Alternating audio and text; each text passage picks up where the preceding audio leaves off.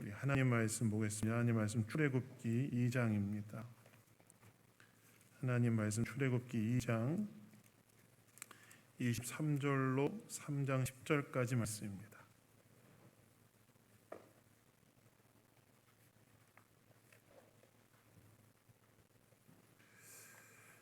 출애굽기 2장 23절로 3장 10절까지 말씀입니다. 다 찾으셨으면 저와 교독하도록 하겠습니다. 여러 해 후에 애굽 왕은 죽었고 이스라엘 자손은 고된 노동으로 말미암아 탄식하며 부르짖으니 그 고된 노동으로 말미암아 부르짖는 소리가 하나님께 상달된지라.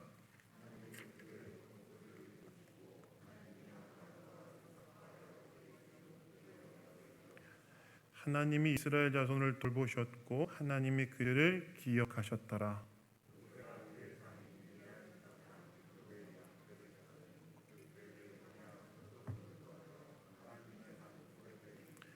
여호와의 사자가 떨기나무 가운데로부터 나오는 불꽃 안에서 그에게 나타나시니라. 그가 보니 떨기나무에 불이 붙었으나 그 떨기나무가 사라지지 아니하는지라.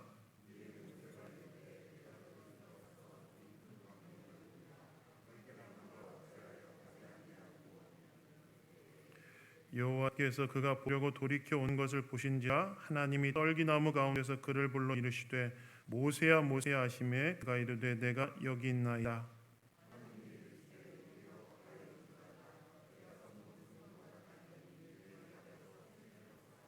또 이르시되 나는 내 조상의 하나님이니 아브라함의 하나님 이삭의 하나님 야곱의 하나님이니라. 모세가 하나님의 없기를 두려워하여 얼굴을 가리매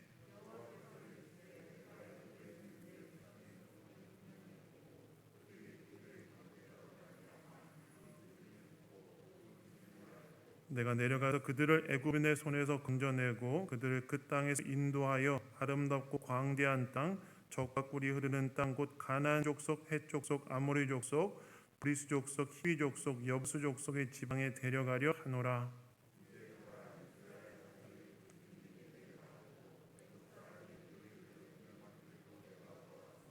함께하겠습니다. 이제 내가 너를 바로에게 보내어 너에게 내 백성 이스라엘 자손을 애굽에서 인도하여 내게 하리라. 아멘. 네. 사명으로의 부르심이란 제목으로 하나님 말씀 나누기 원합니다. 여러분, 예수 믿는 자는 다 사명자입니다.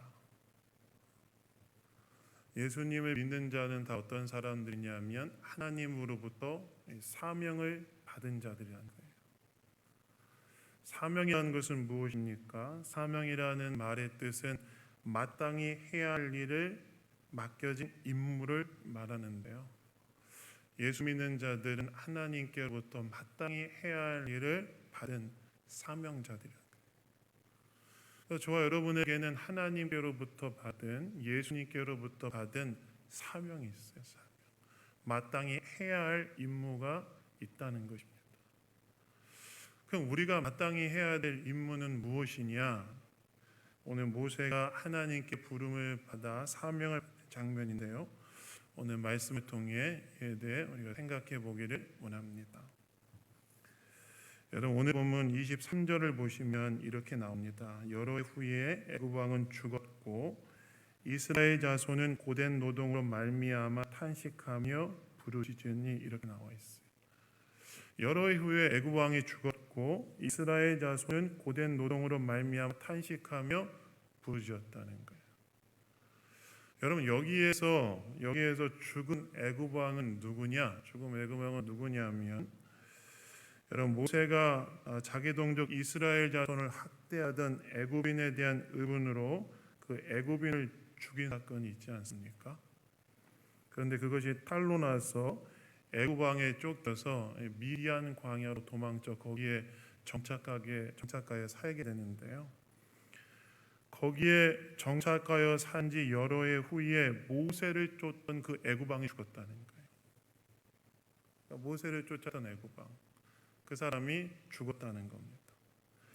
이 말은 어떤 말이냐면 애굽의 새로운 왕이 세워지고 애굽의 정권이 바뀌었다는 그런 뜻이죠. 그런데 여러분, 모세를 추격하던 그 애굽 왕이 죽었고 애굽의 정권이 바뀌었는데 그럼에도 불구하고 바뀌지 않은 것이 하나 있었다고 나옵니다. 뭐가 바뀌지 않았다고 나와 있어요? 이스라엘의 자손의 형편은 여전히 바뀌지 않았다. 다시 말해서 애굽의 정권은 바뀌었지만 이스라엘 자손들은 여전히 그들에게 부과된 고된 노동으로 인해 이제 고통스러워하고 있었다는 거예요. 그래서 애굽의 정권은 바뀌었고 애굽의 왕도 바뀌었지만 그러나 그 밑에 있었던 이스라엘 백성들은 여전히 애굽에 의해서 부과된 고된 노동으로 인해 고통스러워했다. 그래서 오늘 본문을 보시면 이렇게 고된 노동으로 고통스러워하고 있었던 이스라엘 백성들이 어떻게 반응했다고 나옵니까? 오늘 처음으로 이 표현이 나오는데요. 하나님께 부르짖기 시작했다고 나왔어요. 하나님께 부르짖기.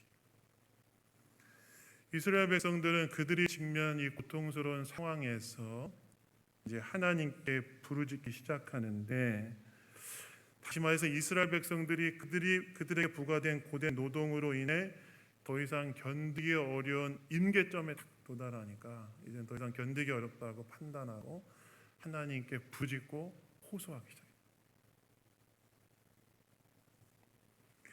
그래서 여러분 오늘 본문을 보시면 이렇게 이스라엘 자손의 부르짖는 소리가 어떻게 되었다고 나와 있냐면 23절 후반부에 보시면 하나님께 그 부르짖는 소리가 상달되었다고 나와 있어요. 이스라엘 자손들이 애굽이 부과한 그 고된 노동으로 인해 더 이상 견디기 어려워서 하나님 앞에 부르짖기 시작하자 하나님을 향해 그 부르짖는 소리가 하나님께 올라갔다는 거예요. 그리고 오늘 보면 24절과 25절을 보시면 이렇게 하나님께 상달된 이스라엘의 부르짖음으로 인해 하나님께서 행하신 네 가지 행동이 나오는데요. 하나님이 어떻게 행동하셨다고 나옵니까? 첫 번째는 하나님께서 이스라엘 자손의 부르짖음을 들으셨다라고 나와 있고, 두 번째 하나님이 어떻게 하셨다고 나와 있냐면 그들의 조상들과 맺은 언약을 기억하셨다라고 나와 있고, 세 번째는 어떻게 나와 있냐면 그들을 돌보셨다고 나오고, 마지막으로는 그들을 기억하셨다고 나옵니다. 그러니까 하나님이 이스라엘 자손의 부르짖는 소리를 들으시고 기억하셨고 돌보셨고 기억하셨다는 거예요. 근데 여러분 이 세 번째, 네 번째 돌보셨고 기억하셨다는 이 단어는 원래 의미는 어떤 의미냐면 이런 의미입니다. 하나님이 보셨고 아셨다는 거예요. 하나님이 이스라엘 자손들의 형편을 보셨고 그 다음에 이스라엘 형편을 아셨다는 거예요. 그러니까 하나님께서 이스라엘 자손의 부르짖음을 들으시고 네 가지 행동을 하셨는데 무슨 행동을 하셨냐면 일단 들으셨다는 거예요. 이스라엘 자손의 부르짖음을 들으셨고 그들의 조상들과 맺은 언약을 기억하셨고 그리고 그들의 형편을 직접 보셨고 그들이 어떤 상황에 처해 있는지를 아셨다는 거예요. 근데 여러분 이렇게 하나님께서 이스라엘 자손의 부르짖음이 상달되고 난 후 보이신 행동 중에 어떻게 보면 흐름상 좀 자연스럽지 않은 행동이 하나 있어요. 그게 뭐냐면 조상들과 맺은 언약을 기억하셨다는 거예요. 여러분 한번 생각해 보십시오. 사실 이스라엘 자손의 부르짖음이 하나님께 상달된다고 하였을 때 우리가 생각하는 자연스러운 반응은 뭘까요? 부르짖음이 올라가면 듣고 상황을 보고 그리고 상황을 알면 되는 거잖아요. 그렇지 않습니까? 그게 자연스러운 반응이지 않습니까? 제가 저희 집 주원이가 거실에서 봐줘 그러면 일단 듣고 제가 뭔가 주원이와 맺은 언약 기억하진 않을 거 아니에요. 재미없으시죠? 그냥 가서 보고 상황을 파악하겠죠. 근데 오늘 본문에서 하나님께서는 보고 듣고 그 다음에 보고 아시는 그 사이에 무슨 행동을 하나님께서 하셨다고 성경에 기록되었냐면 조상들과 맺은 언약을 기억하셨다는 거예요. 여러분 왜 하나님께서는 이스라엘 백성들의 상황에 개입하시기 전에 먼저 그들의 조상들과 맺은 언약을 기억하였을까요? 왜 기억하였을까요?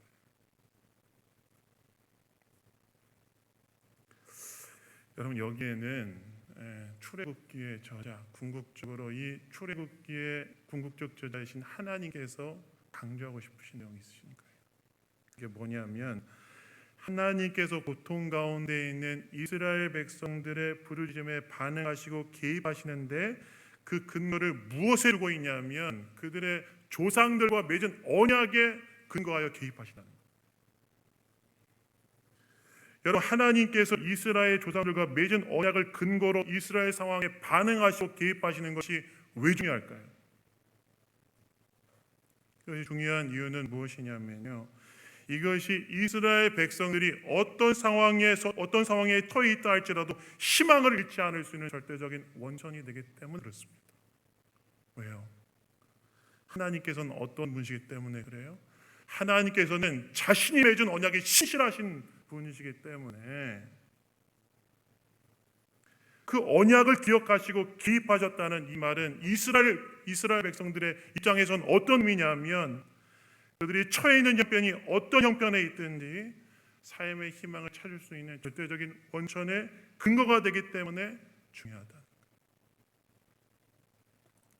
아무리 이스라엘이 절망스러운 상황 가운데 있다 할지라도 하나님께서 이스라엘 백성과 맺은 언약에 신실하시고 그 언약을 근거로 일하시는 분이시기 때문에 그 어떤 상황에서도 하나님이 언약을 기억하셨다는 말은 희망을 찾을 수 있는 절대적인 원천이 된다는 것입니다. 그래서 여기에서 하나님께서 언약을 기억하셨다는 것은 지금의 이스라엘 백성들의 절망스러운 상황 가운데서도 희망을 가질 수 있는 이유가 된다는 거예요. 여러분 이것은 무슨 말일까요? 우리도 그렇다는 거예요. 우리도 어떤 상황에서도 절망하지 않고 삶에 대한 희망을 품고 긍정할 수 있는 이유는 무엇이냐?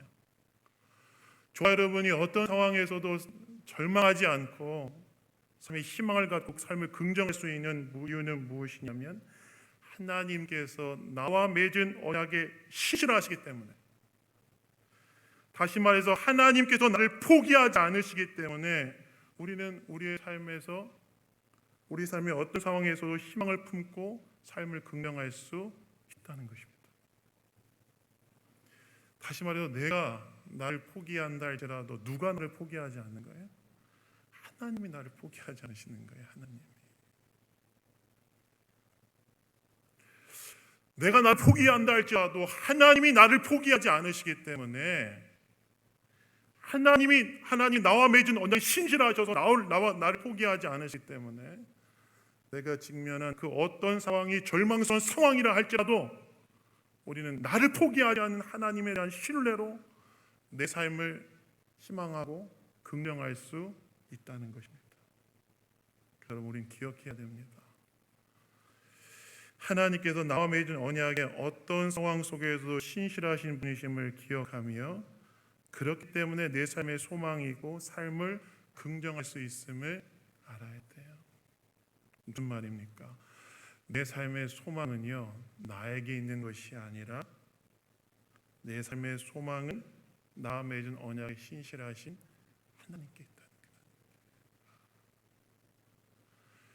하나님께서 어떤 상황 속에서 나와 맺은 언약을 철회하지 않으시고 신실하게 일하신다는 거예요. 사실 여러분 우리가 우리 자신을 볼 때, 우리 자신의 상황을 볼 때 때로 어떤 느낌이 들 때가 있습니까? 때로 내가 내 삶을 볼 때도 내 자신을 볼 때 참 절망스럽게 느껴질 때가 살다 보면 있지 않습니까?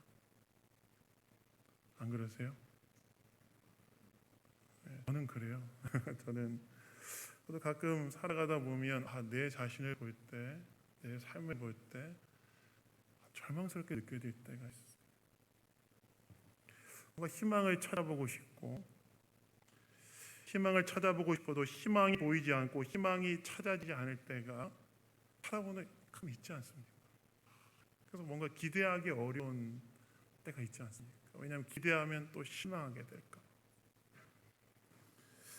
그럼에도 불구하고 우리가 삶에 대한 희망을 갖고 삶을 긍정할 수 있는 이유는 소망이 나에게 있기 때문이 아니라 나와 맺은 언약이 신실하신 하나님께 소망이 있기 때문에. 소망은 나에게 있는 게 아니라는 거예요. 소망은 하나님께 있기 때문에.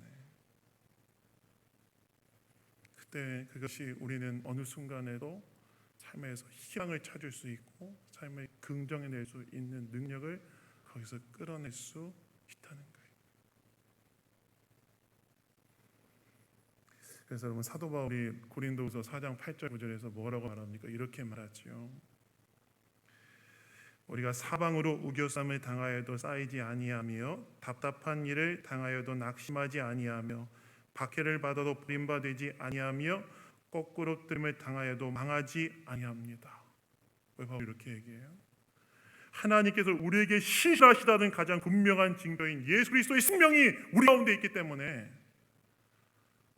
내가 스스로 내 스스로를 절망스럽게 느껴지는 하는 순간에도 하나님 우리를 포기하지 않으시기 때문에 그래서 우리의 삶의 소망이라는 거예요.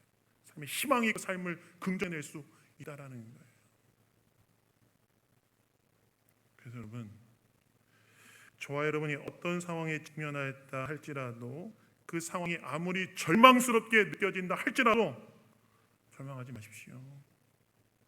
소망은 나에게 있는 것이 아니라 나와 맺은 언약에 신실하신 하나님입니다.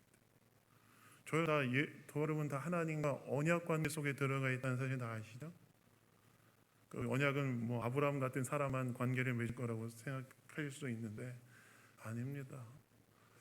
아브라함과 다윗도 기대했던 구약의 선지자들이 기대했던 언약이 바로 저와 여러분이 가지고 있는 언약이라는 사실을 아십니까? 왜 그래요? 저와 여러분이 하나님과 맺은 언약의 근거는 뭐냐? 흠없고 점없는 하나님의 아들이신 예수 그리스도의 십자가의 보혈의 권세로 맺어진 언약이기 때문에 아브라함도 다윗도 구약의 수많은 선지자들도 바라보고 소망했던 언약이 저와 여러분이 맺고 있는 언약이에요. 예수님의 십자가의 보혈의 권세로 하나님과 저와 여러분이 하나님과의 언약 관계 속에 들어가 시다라는 거예요. 그리고 하나님께서는 어떤 분이시냐면 저 여러분과 맺은 언약에 신실하신 분이십니다. 저 여러분을 포기하지 않으시는 분이시기 때문에 어떤 상황 속에서도 우리를 붙들고 계시는 그런 하나님이시기 때문에 우리는 어떤 상황에서도 삶의 희망을 가질 수 있고 소망을 가질 수 있다는 것입니다. 그래서 여러분, 내 인생의 소망 어디에 있는지 아세요? 나에게 있는 게 아닙니다. 나라는 존재는 얼마나 가변적이에요. 어제는 좋았다 오늘은 확 안 좋아지고, 어제는 믿음이 좋았던 것 같은데 오늘 믿음이 확 떨어지고. 아브라함 보세요. 아브라함, 믿음의 조상 아브라함의 가장 드라마틱하게 그 삶이 변했던 지점이 어딘 줄 아십니까? 아브라함의 믿음이 제일 좋았던 때 중에 한 곳을 어디로 보냐면 신학자들은 소돔과 고모라를 위해 중보할 때 막 중보하잖아요. 능력 유인이 뭐 있으면 살려주시겠습니까? 하나님 앞에 붙들고 기도하지 않나요? 그리고 난 다음에 아브라함이 소돔과 고모라가 멸망당한 그 장면을 딱 목격하고 난 다음에 아마 학자들은 심적인 트라우마를 겪었다고 생각하는 것 같아요. 그래서 그 사람이 이제 퇴행하는데 어디로 퇴행하냐면 예전에 가나안 땅에 기근이 들었을 때 애굽으로 데려가면서 자기 아내를 뭐라고 얘기하죠? 누이라고 얘기한 걸 똑같이 반복합니다. 근데 여러분, 놀랍게도요, 하나님께서 그런 아브라함 그래서 그 아비멜렉 왕이 이제 그 아내를 취하려고 하는 그 순간에 하나님께서 다시 그 왕의 꿈에 현몽하여서 뭐라고 말씀하신지 아십니까? 이 단어가요, 구약 성경에 처음 나오는 단어인데 하나님이 뭐라고 말씀하시냐면 그는 내 선지자니 건드리면 가만두지 않겠다 이렇게 하세요. 그는 내 선지자다. 하나님께서는 아브라함의 믿음이 밑바닥 치고 있는 그 순간에 아브라함의 믿음이 제일 좋았던 순간을 기억하시면서 그 사람 건드리면 가만두지 않겠다. 무슨 말이에요? 우리의 믿음이라는 게 가변적이라는 거예요. 좋았던 때도 있지만 밑바닥을 칠 때도 있고 막 엄청 잘할 것 같다는 느낌이 들지만 또 바닥 가운데 있을 때가 있잖아요.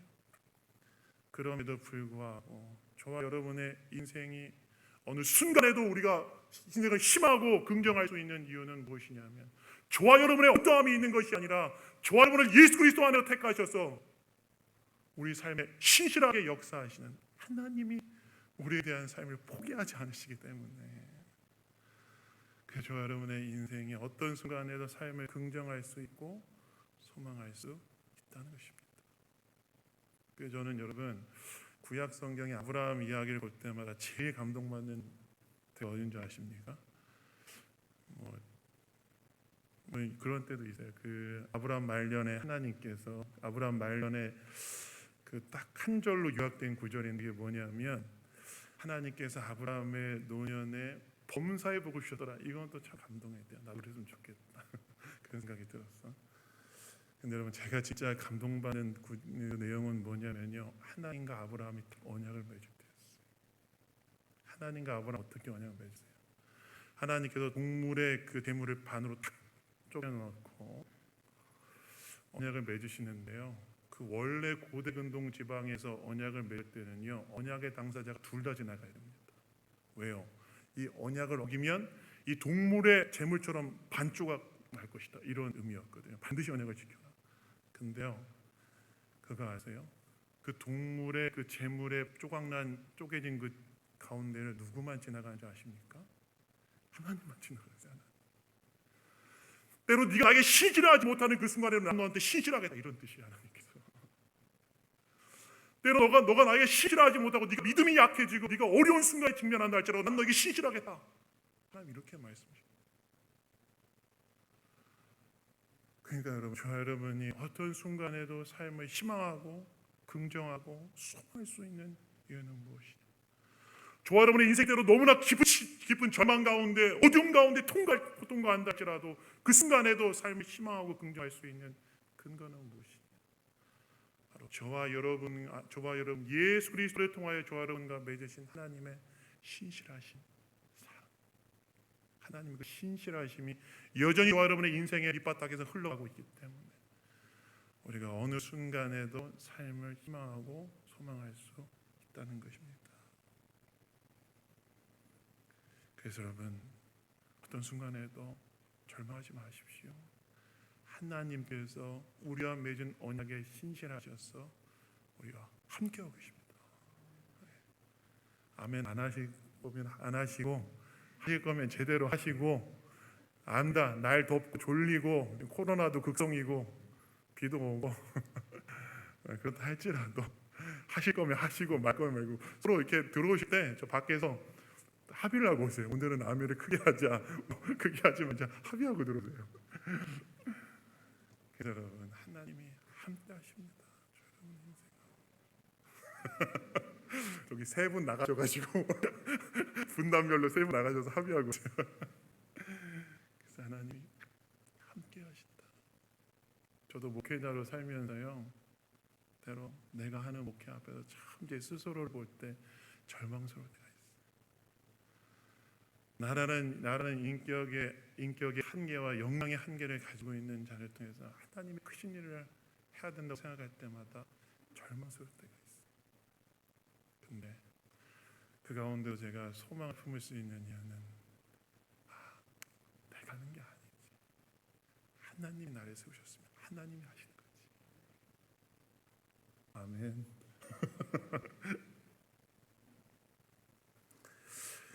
그래서 여러분, 신자의 소망은 나에게 있는 것이 아니라 나에게 신실하신 하나님께 있다는 것을 기억하시면서 믿음으로 절망과 낙심과 좌절을 넘어 삶을 긍정하는 믿음의 자리로 다 나아가시는 저 여러분 되기를 예수님 이름으로 축원합니다. 네, 합의를 영적으로 하셨나 봐요. 여러분, 코리텐붐 여사를 아십니까? 코리텐붐 여사, 개신교 신자였고 네덜란드인이었는데요, 2차 세계대전 때 유대인들 7명을 숨겨줬다 나치에 발견돼가지고 이제 유대인 수용소에 함께 끌려가신 분이셨어요. 그래서 그분이 이제 전쟁이 끝나고 난 다음 유대인 수용소에서 풀려나셔가지고 그때 경험했던 일들 이제 간증문 형식으로 책을 내셨는데요, 그분의 책을 보면 뭐 유대인 수용소에서 얼마나 절망스러운 경험을 많이 했는지를 알게 되더라고요. 근데 그 중에서도 이 코리 텐붐 여사가 정말로 절망스러운 경험을 했던 적이 있다고 하는데 그것이 언제였냐면 독방에 딱 갇혔을 때였대요. 당시 나치 수용소에서는 자신들의 통제를 따르지 않는 사람들에게 40일 동안 이제 독방에 들어가도록 하게 했는데 유대인이 너무 무서워했대요. 왜 무서워했냐면 독방에 들어가면 혼자 있는 게 무서운 것이 아니라 공간이 이렇게 누울 수 있는 공간이 아니라 이렇게 쭈그려 앉아가지고 쭈그려 앉아서 움직이지 못하는 그 정도의 좁은 공간에 들어가서 40일을 있어야 되기 때문에 대부분의 유대인들이 거기 한번 들어갔다 나오면 정신 이상에 대해서 나오는 경우가 상당히 많았대요. 유대인 수용소에 있었던 유대인들은 독방에 들어가는 걸 제일 무서워했는데 코리 텐붐 여사가 이제 그 독일인 간수들의 미움을 사서 이제 들어가게 된 거예요. 이제 다 독방에 그렇게 한참을 이제 거기서 이제 견디고 있는데 얼마나 힘들었는지 나중에는 인내도 사라지고 믿음도 사라져 버렸다고 그래요. 그래서 하나님께 그렇게 기도했다고 합니다. 하나님, 이제 저는 더 이상 견딜 수가 없습니다. 하나님, 저는 더 이상 이길 힘도 없습니다. 믿음도 다 사라져 버렸습니다. 어떻게 해야 됩니까? 하나님께 질문했대요. 근데 그때 개미 한 마리가 기어가다가 바닥에 물을 피해서 벽 옆에 조그만 틈으로 들어가는 걸 봤대요. 그리고 그때 하나님께서 그에게 말씀하셨다고 하는데 어떻게 말씀하셨냐면 이렇게 말씀해요. 코리야, 저 개미가 보이느냐? 개미가 지금 어디로 가고 있느냐? 그래서 코리 텐붐 여사 이렇게 말했대요. 작은 틈으로 바닥에 물을 피해서 가고 있습니다. 그렇게 말했대요. 그래서 하나님이 이렇게 말씀하셨다고 합니다. 그래, 지금 너는 피할 곳이 없다고 생각하지만 그러나 내가 너의 피난처다. 나를 바라봐라. 내가 너를 지켜주겠다. 그래서 코리 텐붐 여사는 독방에서 하나님, 저 개미가 작은 틈으로 물을 피해 들어간 것처럼 저도 하나님의 품에 피합니다. 기도했대요. 그러자 하나님의 크신 평강이 코리 텐붐 여사의 마음에 탁 임하면서 그리고 40일이나 더 탁 나왔는데요. 독일인 간수들이 다 놀랬대요. 40일이 지난 후에 코리 텐붐 여사가 최소한 정신적인 이상 상태에서 나올 거라고 기대했는데 아주 평안한 모습으로 나온 것을 보면서 굉장히 놀랐다고 합니다. 그러면 코리 텐붐 여사 어떻게 견뎌냈을까요? 소망을 누구에게 두었기 때문에 그래요? 하나님께 두었기 때문에 그래요. 하나님. 그래서 여러분, 소망은요 변한 나에게 두는 것이 아니라 변하지 않으신 하나님, 저와 여러분과 맺은 언약에 신실하셔서 포기하지 않으시고 저와 여러분 인생 가운데 한결같이 일하고 계시는 그 하나님께 소망을 두는 것입니다. 그래서 그 눈으로 내 인생을 보는 것이고 그 눈으로 내 자녀들을 보는 것이고 그 눈으로 내 가정을 보는 것이고 그 눈으로 내 교회를 보는 것이고 그 눈으로 이 사회를 바라보는 거예요. 신실하신 하나님. 사랑하는 여러분,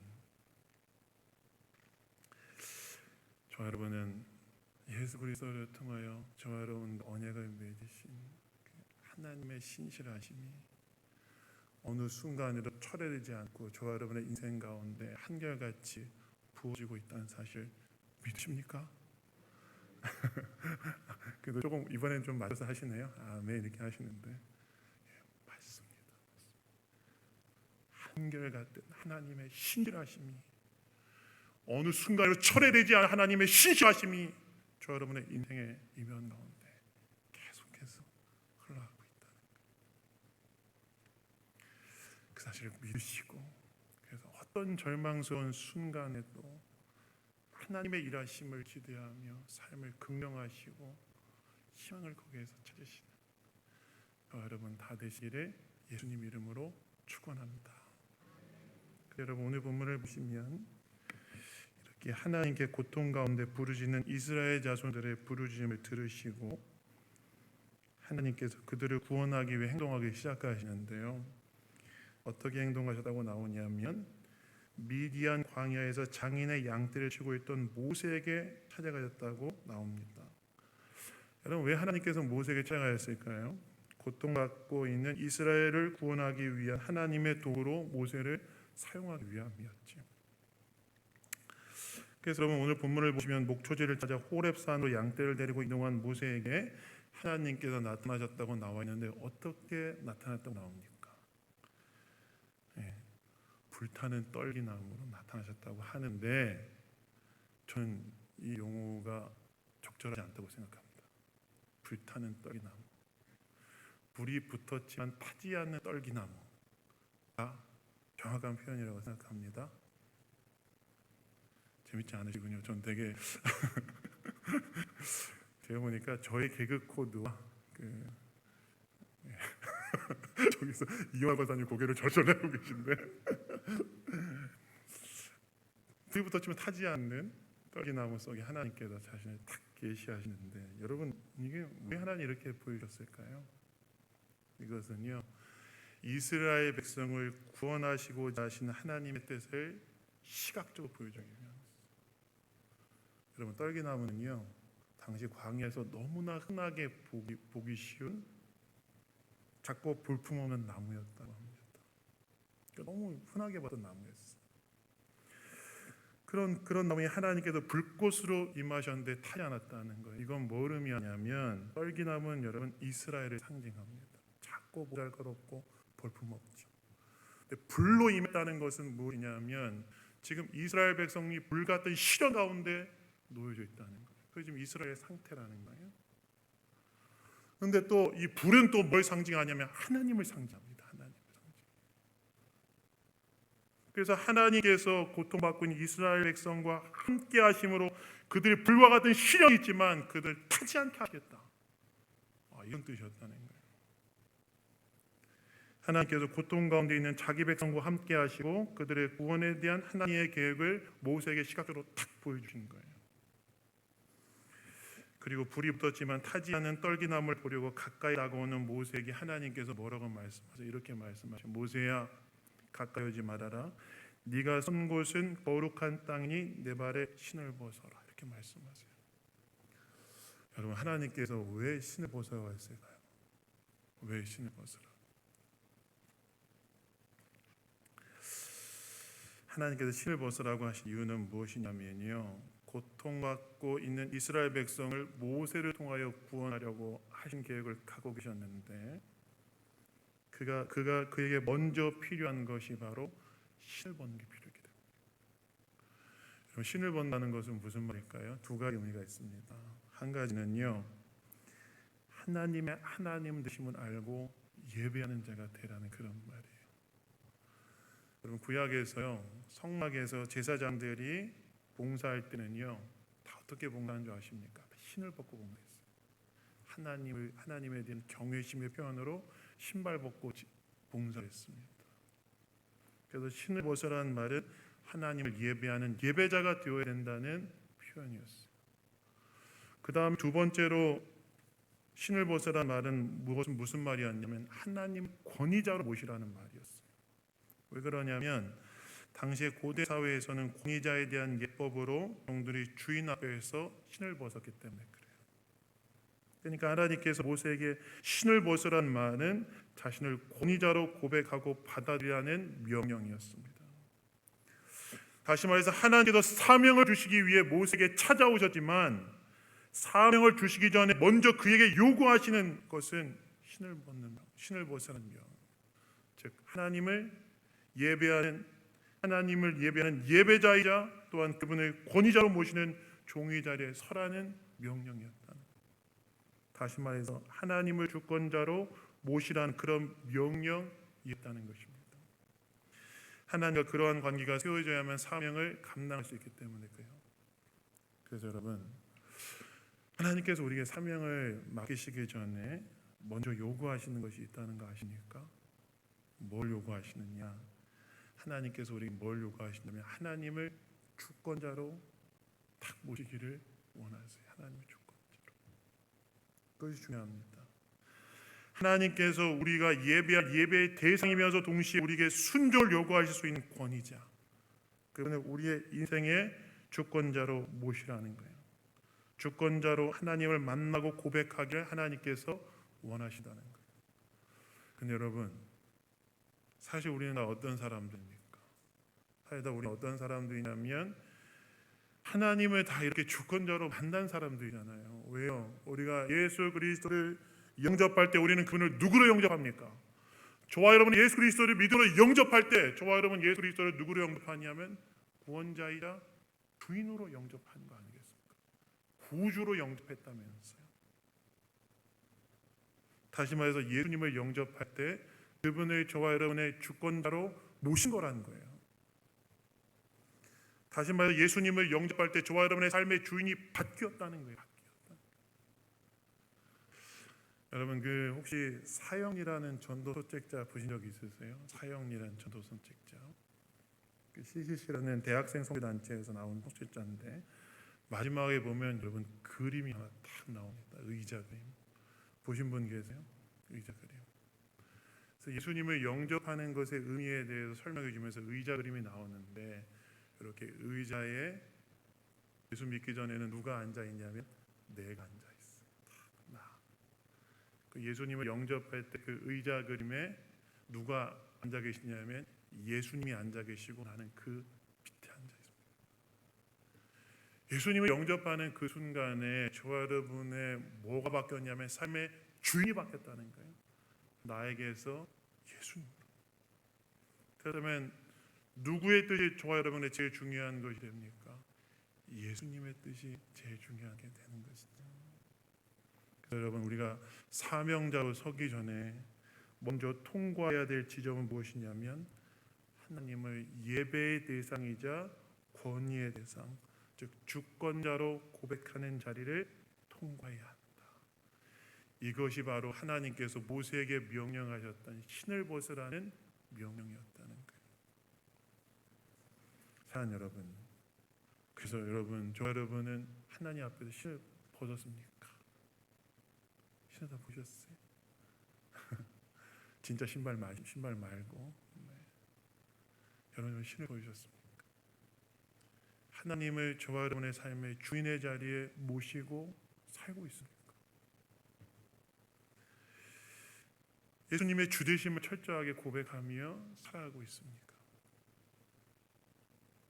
우리가 예수님을 영접할 때 그분을 주님으로 모셨지만 혹시 지금은 주님을 주님의 자리에 모시는 모습이 빗바래져 있는 것은 아닙니까? 그래서 한번 돌아보십시오.